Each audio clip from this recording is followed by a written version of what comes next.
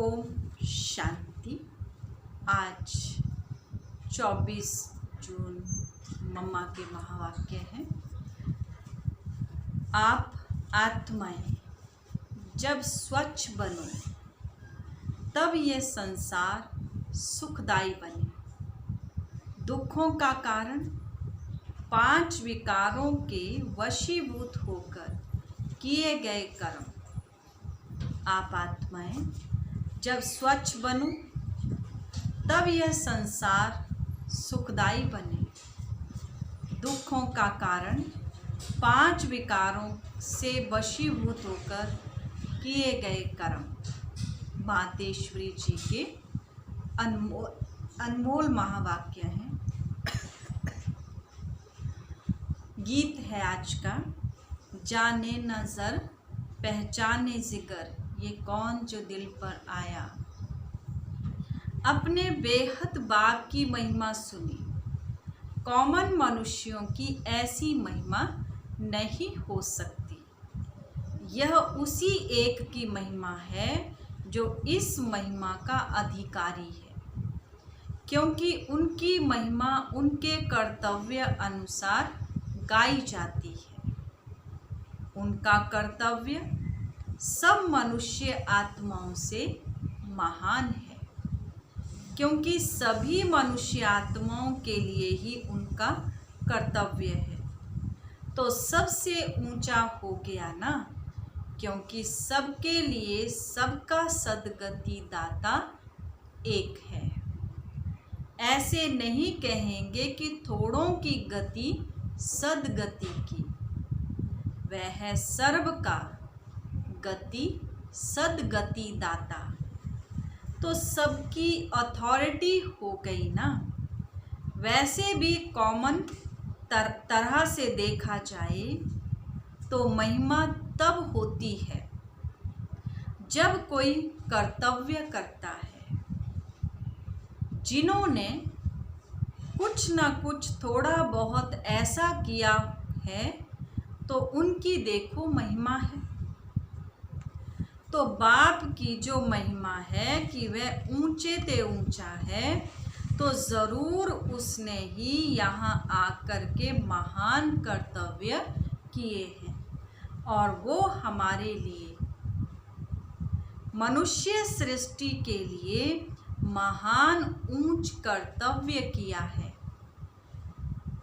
क्योंकि इस सृष्टि का हर्ता कर्ता उसे कहा जाता है, तो उसने आकर के मनुष्य सृष्टि को ऊंच बनाया है।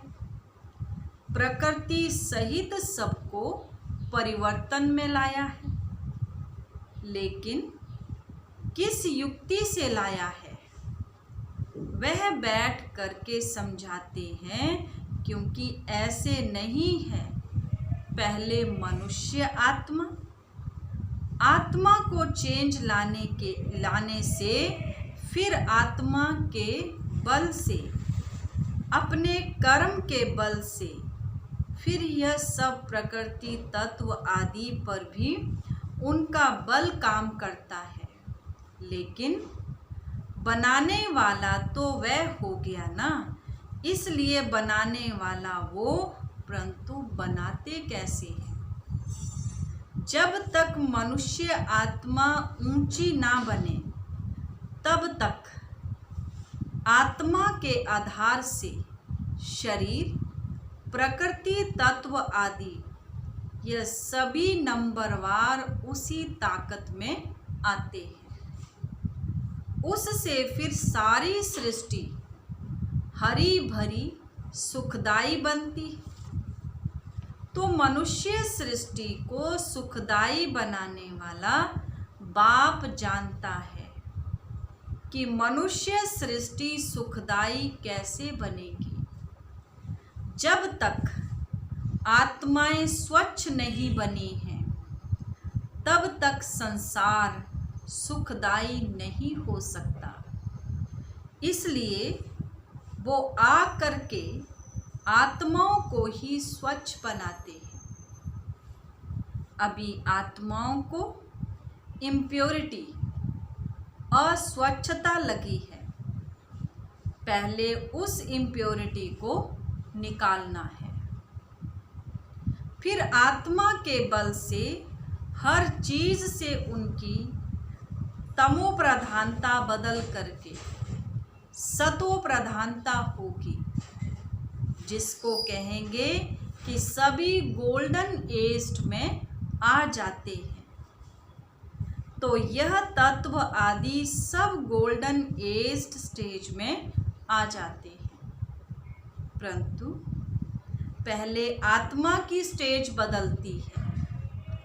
तो आत्माओं का बदलने वाला अर्थात आत्माओं को प्योरीफाइड बनाने वाला फिर अथॉरिटी वो ही हो गया। तुम देखते हो ना कि अभी दुनिया बदलती जा रही है। पहले तो अपने को बदलना है। जब हम अपने को बदलेंगे तब उसके आधार से दुनिया बदलेगी। अगर अभी तक हमारे में फर्क नहीं आया है, अपने को ही नहीं बदला है, तो फिर दुनिया कैसे बदलेगी। इसलिए अपनी जांच रोज करो। जैसे पोता मेल रखने वाले रात को अपना खाता देखते हैं ना कि आज क्या जमा हुआ, सब अपना हिसाब रखते हैं। तो यह भी अपना पोता मेल रखना है कि सारे दिन में हमारा कितना फायदा रहा, कितना नुकसान रहा। अगर नुकसान में कुछ ज़्यादा हो गया तो फिर दूसरे दिन के लिए फिर खबरदार रहना है। इसी तरह से अपना अटेंशन रखने से फिर हम फायदे में जाते जाते अपनी जो पोजीशन है उसको पकड़ते जाएंगे। तो ऐसी जांच रखते अपने को बदलता हुआ महसूस करना चाहिए। ऐसे नहीं कि हम तो देवता बन गए, वह तो पीछे बनेंगे। अभी जैसे हैं वैसे ठीक हैं, नहीं, अभी से वह देवताई संस्कार बनाने हैं। अभी तक जो 5 विकारों के वश संस्कार चलते हैं, अभी देखना है कि उन विकारों से हम छूटते जा रहे हैं। हमारे में जो क्रोध आदि था वह निकलता जा रहा है। लोभ या मोह आदि जो था वह सब विकारी संस्कार बदलते जा रहे हैं। अगर बदलते जा रहे हैं, छूटते जा रहे हैं, तो मानो हम बदलते जा रहे हैं। अगर नहीं छूटते हैं तो समझो कि अभी हम बदले नहीं हैं। तो बदलने का फर्क महसूस होना चाहिए, अपने में चेंज आनी चाहिए। ऐसे नहीं कि सारा दिन बिकारी खाते में ही चलते रहे, बाकी समझें कि हमने अच्छा किया, दान पुण्य किया, बस नहीं, हमारा जो कर्म का खाता चलता है उसी में हमको संभलना है। हम जो करते हैं उसमें किसी विकार के वश हो अपना विकर्मी खाता तो नहीं बनाते। इसमें अपने आप को संभालना है। ये सारा पोता मेल रखना है और सोने से पहले 10-15 मिनट अपने को देखना चाहिए कि सारा दिन हमारा कैसा बीता। कई तो नोट भी करते हैं, क्योंकि पिछले पापों का जो सिर पर बोझा है उसे भी मिटाना है। उसके लिए बाप का फरमान है, मुझे याद करो। तो वह भी हमने कितना समय याद में दिया, क्योंकि यह चार्ट रखने से दूसरे दिन के लिए सावधान रहेंगे। ऐसे सावधान रहते रहते फिर सावधान हो जाएंगे, फिर हमारे कर्म अच्छे होते रहेंगे और फिर ऐसा कोई पाप नहीं होगा। तो पापों से ही तो बचना है ना। हमको इन विकारों ने ही बुरा बनाया है, विकारों के कारण ही हम दुखी हुए हैं। अभी हमें दुख से छूटना है, तो यही मुख्य चीज़ है। भक्ति में भी परमात्मा को हम पुकारते हैं, याद करते हैं। जो भी कुछ यत्न अर्थात पुरुषार्थ करते हैं वह किस लिए करते हैं? सुख और शांति के लिए करते हैं। तो उसकी यह प्रैक्टिकल प्रैक्टिस अभी कराई जाती है। यह प्रैक्टिकल करने की कॉलेज है। इसकी प्रैक्टिस से हम स्वच्छ अथवा पवित्र बनते जाएंगे। फिर हमारा जो आदि सनातन पवित्र प्रवृत्ति का लक्ष्य है वो हम पालेंगे। जैसे कोई डॉक्टर बनने के लिए डॉक्टरी कॉलेज में जाएगा तो डॉक्टरी प्रैक्टिस से डॉक्टर बनता जाएगा। इसी तरह से हम भी इस कॉलेज में इस पढ़ाई से अथवा इस प्रैक्टिस से इन विकारों से अथवा पाप कर्मों से छूटते स्वच्छ होते जाएंगे। फिर स्वच्छ की डिग्री क्या है? देवता। यह देवताएं तो गायब हुए हैं ना। उनकी महिमा है सर्वगुण संपन्न, 16 कला संपूर्ण निर्विकारी। तो ऐसे कैसे बनेंगे? ऐसे नहीं, हम तो बन गए हैं, बने बनाए हैं। बाबा मम्मा कहते नहीं, बनना है, क्योंकि हम ही बिगड़े हैं, हमको ही बनना है। ऐसे नहीं देवताओं की कोई दूसरी दुनिया है। हम मनुष्य ही देवता बनते हैं, वह देवता ही गिरे हैं। अब फिर चढ़ना है, लेकिन चढ़ने का ढंग बाप सिखला रहे हैं। अभी उनके साथ हमें अपना रिलेशन जोड़ना है। अभी बाप ने आकर के रोशनी दी है। आखिर तुम मेरे हो, अभी मेरे हो करके कैसे रहो। जैसे लौकिक में बाप बच्चों का, बच्चा बाप का कैसे होकर रहता है, ऐसे तुम तन मन धन से मेरे होकर के चलो। कैसे चलो? उसका आदर्श अर्थात प्रमाण यह बाबा है। जिसके तन में आता है वह अपना तन मन धन सब उसके हवाले कर उनका होकर के चल रहे हैं। ऐसे फॉलो फादर, इसमें और कुछ पूछने की और मूंझने की दरकार ही नहीं है। सीधी साफ बात है।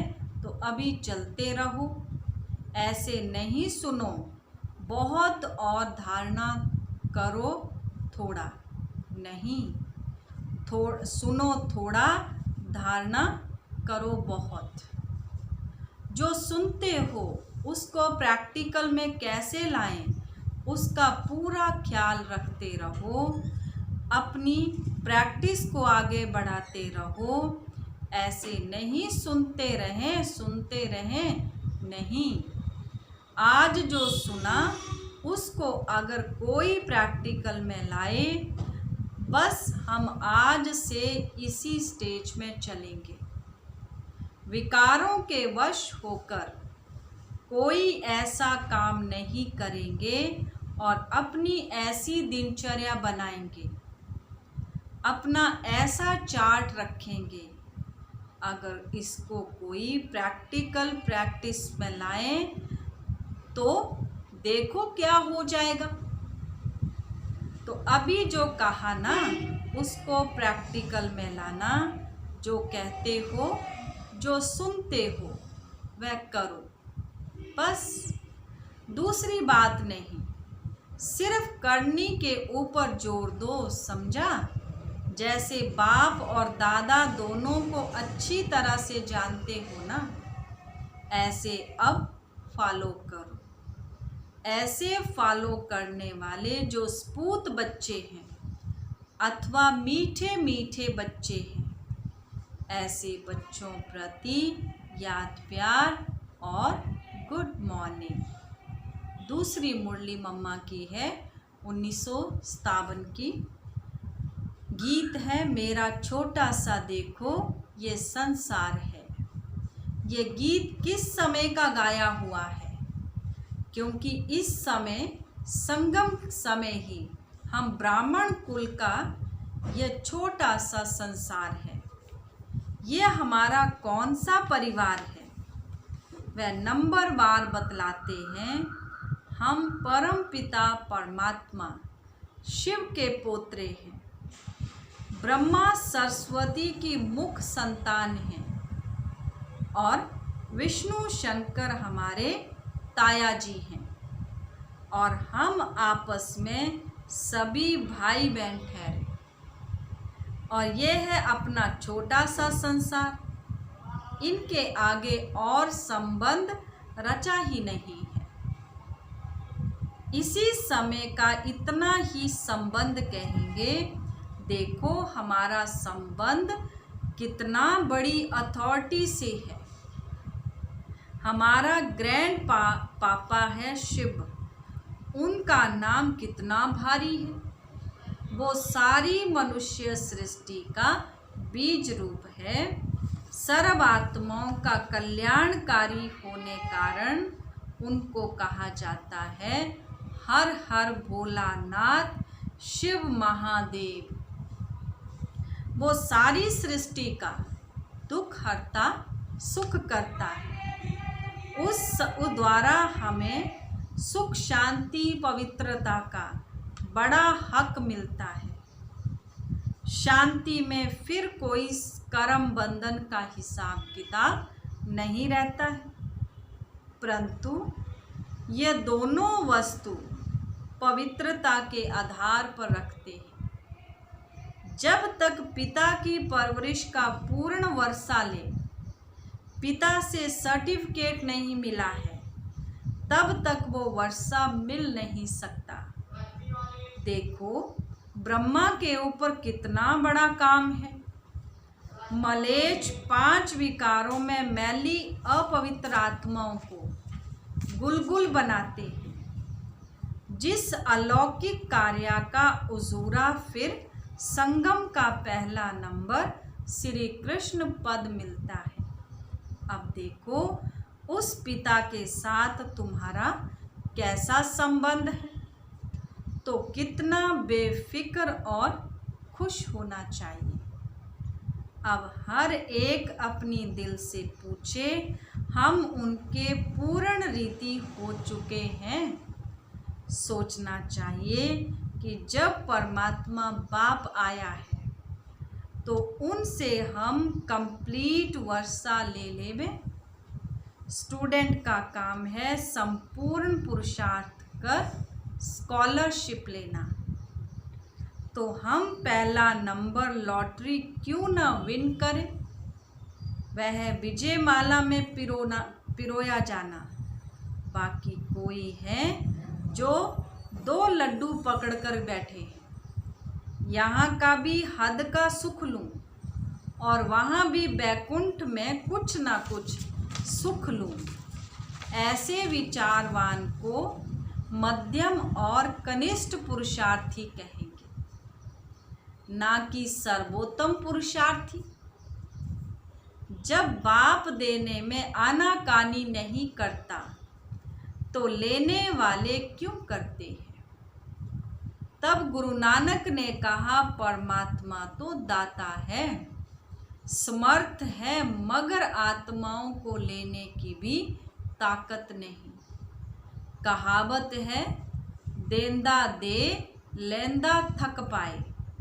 देने वाला देता है लेकिन लेने वाला थक जाता है। आपके दिल में आता होगा, हम क्यों नहीं चाहेंगे कि हम भी यह पद पाएं, परंतु देखो बाबा कितनी मेहनत करता है, फिर भी माया कितना विघ्न डालती है, क्यों? अब माया का राज्य समाप्त होने वाला है। अब माया ने सारा सार निकाल दिया है, तब ही परमात्मा आता है। उसमें सब रस समाया हुआ है, उनसे सभी संबंधों की रचना मिलती है। तब ही त्वमेव माताश्च पिता आदि यह महिमा उस परमात्मा की गाई हुई है। तो बलिहारी इस समय की है जो ऐसा संबंध हुआ है। तो परमात्मा के साथ इतना संपूर्ण संबंध जोड़ना है जो 21 जन्मों के लिए सुख प्राप्त हो जाए, यह है पुरुषार्थ की सिद्धि।